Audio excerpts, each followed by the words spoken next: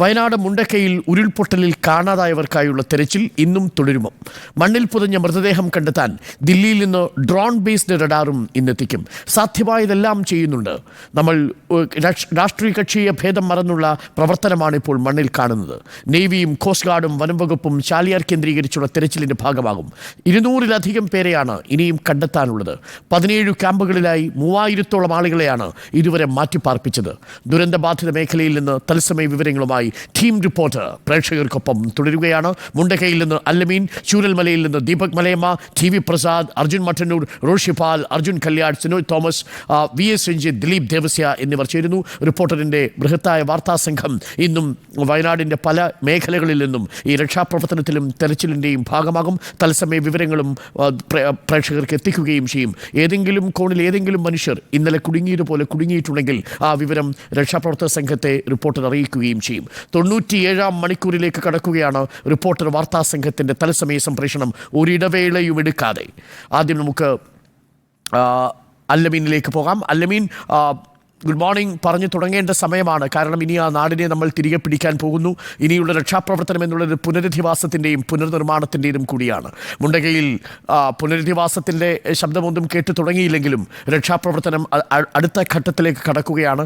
5-ാം നാളാണ്. ഇന്നത്തെ തെരച്ചിലിൻ്റെ പൊതുവായിട്ടുള്ളൊരു രൂപം എന്താണ്? ഇന്നലെ പല സെക്ടറുകളായി തിരിഞ്ഞ് പല മേഖലകളിൽ പല ടീമുകൾ പോകുന്നത് നമ്മൾ കണ്ടു. ഇന്ന് എങ്ങനെയായിരിക്കും രക്ഷാപ്രവർത്തനം പുരോഗമിക്കുക?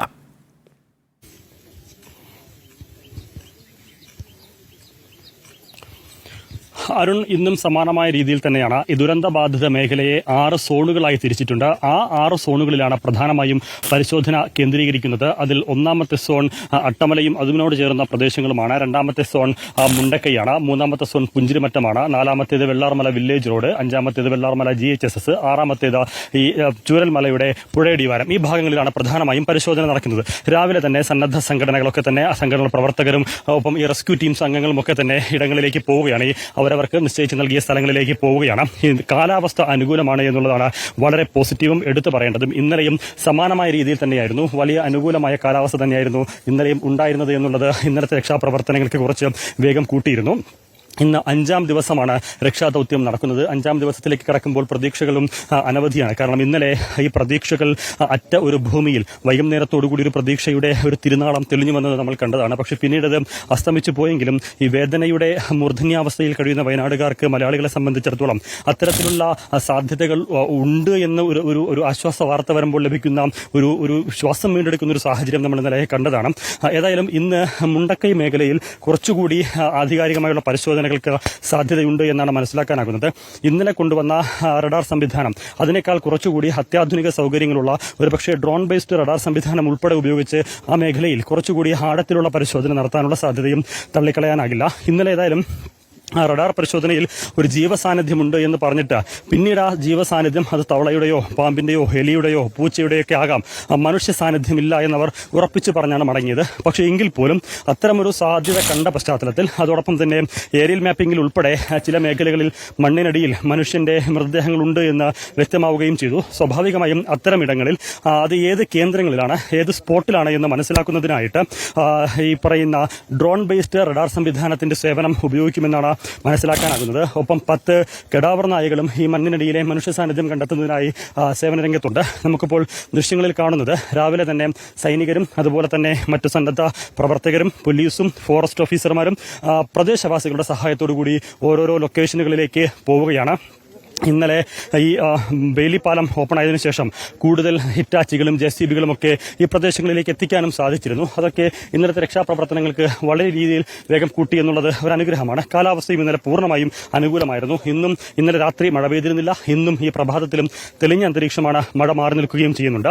ഈ പറഞ്ഞതുപോലെ ഈ ദുരന്ത ബാധിത മേഖലകളിൽ 6 സോണുകളായി തിരിച്ച് പരിശോധന നടത്തുന്നതോടൊപ്പം തന്നെ ചാലിയാറിലും പരിശോധന കാര്യക്ഷമമാക്കുകയാണ്. അവിടെ ബോട്ടുകൾ കൂടി ഇറക്കിയുള്ള പരിശോധനയാണ് ഇന്ന് നടത്തുന്നത്. കാരണം ഈ മലയടിവാരത്ത് നിന്ന്, ഈ ദുരന്തമുണ്ടായ ഭൂമിയിൽ നിന്നും ഒഴുകിപ്പോയ മൃതദേഹങ്ങൾ പലതും കണ്ടെടുത്തത് ചാലിയാർ പുഴയുടെ തീരങ്ങളിൽ നിന്നും ചാലിയാർ പുഴയിൽ നിന്നുമാണ്. അതിന്റെ പല പ്രദേശങ്ങളിലും ഈ മൃതദേഹങ്ങൾ വന്നടിയുന്നൊരു സാഹചര്യം ഉണ്ടായിരുന്നു. ഇന്നലെ നമ്മുടെ ഈ റഡാറിൽ സിഗ്നൽ ലഭിച്ച യൂനുസിന്റെ വീട്ടുപരിസരം, അവിടുത്തെ അദ്ദേഹത്തിന്റെ പിതാവും മിസ്സിംഗ് ആയിരുന്നു. ഇന്നലെ ചാലിയാറിന്റെ തീരത്താണ്. ഏതാണ്ട് ഇവിടെ ചൂരൽമലയിൽ നിന്ന് എത്രയോ കിലോമീറ്റർ അകലെ നിന്നാണ് ആ മൃതദേഹം ലഭിച്ചത്. അങ്ങനെ എത്രയോ മൃതദേഹങ്ങൾ. അപ്പോൾ സ്വാഭാവികമായും ഇത്തരത്തിൽ ചാലിയാറിന്റെ തീരത്ത് ഇനിയും ഒരുപക്ഷെ മൃതദേഹങ്ങൾ ലഭിക്കുമെന്നും അല്ലെങ്കിൽ അടിഞ്ഞിട്ടുണ്ട് എന്നുള്ളതാണ് ഒരു പൊതുവിലയിരുത്തൽ. അപ്പോൾ അതുകൊണ്ട് 3 രീതിയിലാണ് ചാലിയാറിന്റെ 40 കിലോമീറ്റർ ചുറ്റളവിലുള്ള പോലീസ് സ്റ്റേഷനുകൾ കേന്ദ്രീകരിച്ചാണ് പരിശോധന നടക്കുന്നത്. അതിലൊന്ന് പോലീസും മുങ്ങൽ വിദഗ്ധരും ഉൾപ്പെടെയുള്ളവർ വെള്ളത്തിലിറങ്ങി പരിശോധിക്കും. ബോട്ടുകൾ ഉൾപ്പെടെ ഇറങ്ങും, ഡിങ്കി ബോട്ടുകൾ ഉൾപ്പെടെ ഇറക്കും. അതിനുവേണ്ട എല്ലാ സംവിധാനങ്ങളും ഇറക്കി ചാലിയാറിൽ പരിശോധന നടത്തും. സമാന്തരമായി തന്നെ ഹെലികോപ്റ്റർ ഈ ചാലിയാറിന്റെ മുകളിലൂടെ പറന്ന് പരീക്ഷണവും നിരീക്ഷണവും നടത്തും. അതിനോടൊപ്പം ഈ ചാലിയാറിന്റെ തീരങ്ങളിൽ മണ്ണടിഞ്ഞിട്ടുണ്ടോ, മൃതദേഹങ്ങൾ വന്ന് അടിഞ്ഞിട്ടുണ്ടോ, ഈ വേരുകളുണ്ട്, അതുപോലെ തന്നെ മരക്കമ്പകളുണ്ട്, അവിടെയൊക്കെ വന്ന് അടിഞ്ഞിട്ടുണ്ടോ എന്നുള്ള ഒരു പരിശോധന ആ അർത്ഥത്തിൽ നടക്കും. അങ്ങനെ സമതലങ്ങളിലും സമഗ്രമായ ഒരു പരിശോധനയാണ് ഉദ്ദേശിക്കുന്നതും നടക്കുന്നത്. കാരണം അനന്തമായി ഈ പരിശോധന നീട്ടിക്കൊണ്ട് പോകാനാവില്ല. ഇനിയും 200-ലേറെ ആളുകളെ കുറിച്ചാണ് ഇപ്പോഴും ഒരു വിവരവുമില്ലാത്തത്. ഇവരെല്ലാം ആ മണ്ണിനടിയിൽ പൊതിഞ്ഞു പോയിട്ടുണ്ടോ എന്നുള്ളതാണ് സംശയിക്കുന്നത്. അവരെയൊക്കെ സ്വാഭാവികമായും കണ്ടെത്തണമെങ്കിൽ നടന്നു പോകുന്ന ആ മുണ്ടക്കൈ ഭാഗത്തേക്ക് ഈ ദുരന്തത്തിന് മുൻപ് ധാരാളം ആളുകൾ കാഴ്ചകൾ കാണാൻ വന്നിരുന്നവരാണ്, റീലുകൾ എടുത്തു മടങ്ങിയവരാണ്. ആ കാഴ്ചകളിലേക്ക് ഒക്കെ പോയി വളരെ ആനന്ദിച്ചു മടങ്ങിയവരുമൊക്കെയാണ്. ഇപ്പോൾ എല്ലാ സംവിധാനങ്ങളും ഉപയോഗിച്ചുള്ള തെരച്ചിൽ നടത്തുന്നു. പക്ഷേ ഏറ്റവും പ്രധാനപ്പെട്ട കാര്യം, ഇന്നിപ്പോൾ 5ാം ദിവസമാണ് ദുരന്തത്തിൻ്റെത്. ഈ മൃതദേഹങ്ങൾക്ക് എന്ത് സംഭവിച്ചിട്ടുണ്ടാവും എന്നത് വളരെ പ്രധാനപ്പെട്ട ഒരു ചോദ്യം തന്നെയാണ്. അത് രക്ഷാപ്രവർത്തനം നടത്തുന്നവർ കുഴയ്ക്കുന്നുണ്ട്. സാധാരണ പ്രോട്ടോകോൾ അനുസരിച്ച് 72 മണിക്കൂറിന് ശേഷം ആ മൃതദേഹങ്ങൾ നമുക്കൊന്നും ചെയ്യാനും കഴിയില്ല. അതിൻ്റെ ശരീരഭാഗങ്ങൾ പോലും തിരിച്ചറിയൽ പോലും അസാധ്യമായി തീരുകയും ചെയ്യും. ഇന്നിപ്പോൾ ഏതെങ്കിലും മേഖലയിൽ, ഏതെങ്കിലും ഒരു കോണിൽ, ഇന്നലെ പടവെട്ടി മേഖലയിൽ നിന്നൊക്കെ നമ്മൾ കുറച്ച് മനുഷ്യരെ രക്ഷിച്ചു കൊണ്ടുവന്ന കഥ കണ്ടു. ഫോറസ്റ്റ് ഓഫീസേഴ്സ് 8 മണിക്കൂറോളം അധ്വാനിച്ച് കുട്ടികളെയും ആദിവാസി കുടുംബത്തെയും രക്ഷപ്പെടുത്തുന്ന കഥ നമ്മൾ കണ്ടു. അതേപോലെ ഏതെങ്കിലും ഒരു ഭാഗത്തിൽ ഇനിയും നമ്മുടെ കണ്ണെത്താതെ ആരെങ്കിലും ജീവന് വേണ്ടി തുടിക്കുന്നുണ്ടാകുമോ? അവസാന നിമിഷമൊക്കെ ഇന്നലെ യൂനസിൻ്റെ പിതാവിന് വേണ്ടിയും യൂനസിൻ്റെ കുടുംബത്തിന് വേണ്ടിയും ഒക്കെ നടത്തിയ തെരച്ചിൽ നമ്മൾ കണ്ടതാണ്. പക്ഷെ മൃതദേഹം കിലോമീറ്ററുകൾക്കപ്പുറം ചാലിയാർ പുഴയിൽ നിന്നാണ് കണ്ടെത്തിയത്. ഇന്നിപ്പോൾ നമ്മുടെ കണ്ണിൽ ഉടക്കാതെ ഏതെങ്കിലും ഒരു പ്രദേശത്ത് ഒറ്റപ്പെട്ട് മനുഷ്യരുണ്ടാകാനുള്ള സാധ്യതയുണ്ടോ? അങ്ങനെ എന്തെങ്കിലും വിവരം ലഭിക്കുന്നുണ്ടോ നമുക്ക്?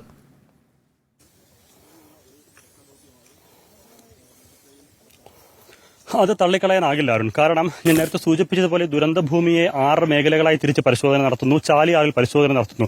അവിടം കൊണ്ട് അവസാനിപ്പിക്കുന്നില്ല, അതുകൊണ്ട് തീരുന്നില്ല. ഫയർഫോഴ്സ് സംഘാംഗങ്ങൾ വനാതിർത്തിക്കുള്ളിലേക്ക് ഉൾപ്പെടെ കടന്നുപോയുള്ള പരിശോധന അത് കഴിഞ്ഞ ദിവസം തന്നെ ആരംഭിച്ചിട്ടുണ്ട്. ഫോറസ്റ്റ് ഉദ്യോഗസ്ഥരുടെ സാന്നിധ്യത്തിൽ ഫയർഫോഴ്സ് ഉദ്യോഗസ്ഥർ വനാതിർത്തികളിൽ, ആദിവാസി മേഖലകളിലൊക്കെ പോയി പരിശോധന നടത്തുന്നു. ആ പരിശോധനയിലാണ് ഇന്നലെ 4 കുടുംബത്തെ രക്ഷപ്പെടുത്താനായത്. ആദിവാസി കുടുംബത്തിലെ 2-3 കുട്ടികളെ രക്ഷപ്പെടുത്താനായത്. മിനിഞ്ഞാന്ന് രാത്രി അട്ടമലയിലെ ഒരു സെറ്റിൽമെന്റ് കോളനിയിലേക്ക് പോയിട്ട് അവിടെ നിന്നുള്ള ആളുകളോട് മാറണമെന്ന് ആവശ്യപ്പെടുകയാണ്. പക്ഷേ ഈ സെറ്റിൽമെന്റ് കോളനിയിലെ ആളുകളുടെ ഒരു മനോഭാവം, മാറാൻ പറഞ്ഞാലും അവർ മാറില്ല, അവർ അവിടം വിട്ടു പോകില്ല, അവരുടെ ഇടമാണ്, അതും വിട്ടു പോകില്ല എന്നൊരു നിർബന്ധ ബുദ്ധി അവർക്കുണ്ട്. പറഞ്ഞാലും മനസ്സിലാക്കാതെ അവരുടെ സ്വഭാവം നമുക്കറിയാവുന്നതാണ്. പക്ഷേ ആ കുടുംബത്തിൽ 3 കുട്ടികൾ, 3 വയസ്സും 4 വയസ്സുമുള്ള 3 കുട്ടികൾ, ആ കുട്ടികൾ ഭയങ്കര കരച്ചിലായിരുന്നു. മഴ പെയ്യുന്നുണ്ടായിരുന്നു, രാത്രി 2-3 ദിവസമായി തുടർച്ചയായി പെയ്യുന്ന മഴ. അപ്പോൾ അതിലൊക്കെ ഭയപ്പെട്ടവർക്ക് അറിയുമ്പോഴും ഈ രക്ഷിതാക്കളെയും മാതാപിതാക്കൾ അവിടെ നിന്ന് മാറാൻ തയ്യാറാകുന്നില്ല. അവിടെ ഫയർഫോഴ്സ് എത്തി ഈ കുട്ടികളെ മാത്രം, രക്ഷിതാക്കൾ വരുന്നില്ല എന്ന് നിർബന്ധം പിടിച്ചു, അവരെ അവിടെ നിർത്തിയിട്ട് കുട്ടികളെ മാത്രം ക്യാമ്പിലേക്ക് മാറ്റുന്ന ഒരു കാഴ്ച നമ്മൾ കണ്ടു. ഇന്നലെയും ആ രീതിയിൽ നടത്തിയ പരിശോധനയിലാണ് ഈ 4 കുടുംബാംഗങ്ങളെ അങ്ങനെ രക്ഷിച്ചത്, മറ്റു ചില കുട്ടികളെ രക്ഷിച്ചത്. സ്വാഭാവികമായും അത് വിവരം ലഭിക്കുന്നില്ല. ഇന്ന സ്ഥലത്ത് ഇന്ന ആളുകൾ, ഇത്ര കുടുംബങ്ങൾ എന്നുള്ള വിവരമൊന്നും ലഭിക്കുന്നില്ല. അങ്ങനെ ഉണ്ടോ എന്ന് പരിശോധിച്ച് പോവുകയാണ്. ആ പോക്കിലാണ്, ആ പ്രയാണത്തിലാണ് ഇത്തരത്തിൽ പെട്ടുകിടക്കുന്ന ആളുകളെ കാണുന്നതും അവരെ രക്ഷിക്കുന്നതും. അങ്ങനെ പുറം ലോകവുമായി ബന്ധപ്പെടാനാകാതെ, ഒരു വിവരവും ലഭിക്കാതെ, രക്ഷാപ്രവർത്തകർക്കൊരു വിവരവും ലഭിക്കാതിരിക്കുന്ന ഒരു സാഹചര്യത്തിൽ അങ്ങോട്ട് പോയി പരിശോധന നടത്തി ആരും അങ്ങനെ പെട്ടുകിടക്കുന്നില്ല, അങ്ങനെ ഉണ്ടെങ്കിൽ അവർക്ക് സുരക്ഷ ഉറപ്പാക്കാനുള്ള നടപടികൾ ഫയർഫോഴ്സിന്റെയും ഫോറസ്റ്റിന്റെയും സാന്നിധ്യത്തിൽ നടക്കുകയും ചെയ്യുന്നുണ്ട്. അതോടൊപ്പം ഈ കാണാതായവരുടെ കൃത്യമായ ഒരു കണക്കില്ല. ഇന്നലെ നമ്മൾ കളക്ടറോട് സംസാരിച്ചപ്പോൾ കളക്ടർ പറഞ്ഞത് ഔദ്യോഗികമായി അവർക്ക് ലഭിച്ചിരുന്ന കണക്ക് 206 എന്നുള്ളതായിരുന്നു. പക്ഷെ അതിനപ്പുറത്തേക്ക്, ആ കണക്കുകൾക്കപ്പുറത്തേക്കും വീണ്ടും ഫോൺ കോളുകൾ വരികയാണ്. പലരും ഈ പറഞ്ഞതുപോലെ ഇത്ര പേരെ കാണാനില്ല, വീട്ടിൽ നിന്ന് അത്ര പേരെ കാണാനില്ല എന്ന് പറഞ്ഞിട്ട് ഫോൺ കോൾ വരുന്നുണ്ട്. അപ്പോൾ അത് കൃത്യമായ ഒരു ഡാറ്റ കളക്ട് ചെയ്യുന്നതിന് വേണ്ടി ഒരു സ്പെഷ്യൽ ടീമിനെ നിയോഗിച്ചിട്ടുണ്ട് എന്ന് കളക്ടർ വ്യക്തമാക്കിയിരുന്നു. ഇന്നത്തെ ഈ പ്രഭാത പരിപാടി തീരും മുമ്പ് തന്നെ അതിന്റെ ഒരു കണക്ക് നമുക്ക് കൃത്യമായി പ്രേക്ഷകർക്ക് കൊടുക്കാൻ സാധിക്കും. അല്ലമീൻ എന്തായാലും നടന്നുകൊള്ളുക, തിരിഞ്ഞു തന്നെ നടക്കുക. രാവിലെ ഒരു ഹൈറേഞ്ച് മേഖലയിലേക്കാണ് അല്ലമീനും നമ്മളുടെ വാർത്താ സംഘവും പൊക്കൊണ്ടിരിക്കുന്നത്. 97 മണിക്കൂറിലേക്കാണ് നമ്മൾ ഈ വാർത്താ സംപ്രേഷണം ഇടവേളകളില്ലാതെ പ്രേക്ഷകരുടെ ശ്രദ്ധയിൽ നമ്മൾ വയനാടിൻ്റെ ഈ ദുരന്തത്തിൻ്റെ മുഖത്തിൽ നിന്നുള്ള നേർചിത്രങ്ങൾ പകർത്തിക്കൊണ്ടിരിക്കുന്നത്.